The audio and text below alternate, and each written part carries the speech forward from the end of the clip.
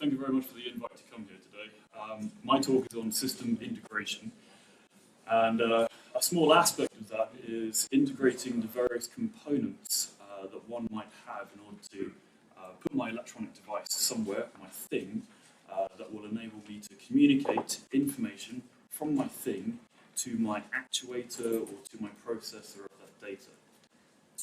I also have here the word security, and the word security I sort of think of as being our confidentiality, which we typically solve with encryption, our integrity, which we solve using some form of cryptographic technique, and the thing that I always get a bit of a hard time about, which is availability, ensuring that we can actually use our systems. This talk is actually generated from some thinking a number of years ago, if anyone remembers. I haven't got any pictures here because they're rather gruesome, but the Boston bombings a few years ago, and information about what happened was slowly sort of leaked out in the following hours. And most of this information came from people's communication devices. So people were videoing stuff, and then we were receiving these videos, we were able to gain intelligence from these videos. I thought, well, hang on a sec, well, these communication devices already have the ability to communicate, they already have the ability to share the information that's on them, so why can't I just query all of these devices and get this information back? Now, why can't I do that sort of real time?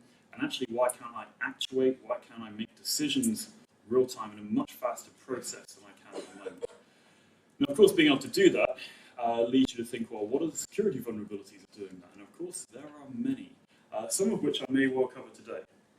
So my talk is on the Internet of Things, the Internet of Things being rather a buzzword at the moment, and I'll start off by saying that the Internet in the Internet of Things isn't particularly appropriate in the way that it's being used, because our Internet, our interconnected networks, tend to be built as a set of interconnected networks plugged together using a protocol, typically people might see this as being BGP, to enable communication to take place between different networks.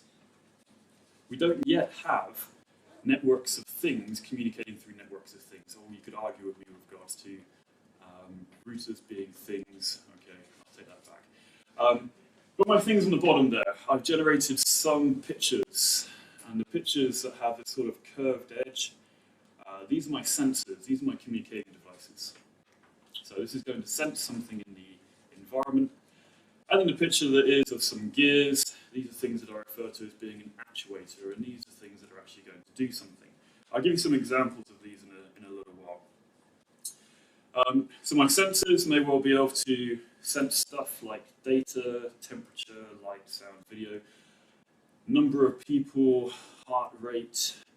They may be able to abstract from video, so maybe have some video capture, and be able to do some processing on that video, identify people, identify emotions of people, identify scenarios that are currently ongoing. And then we have the possibility of actuators. And our actuators are the things that are actually going to do something. Now, my sense, slightly relevant with the talk earlier on SCADA, we have a control system here, and our control system, we might do some actuation, we might actually do something based on the data.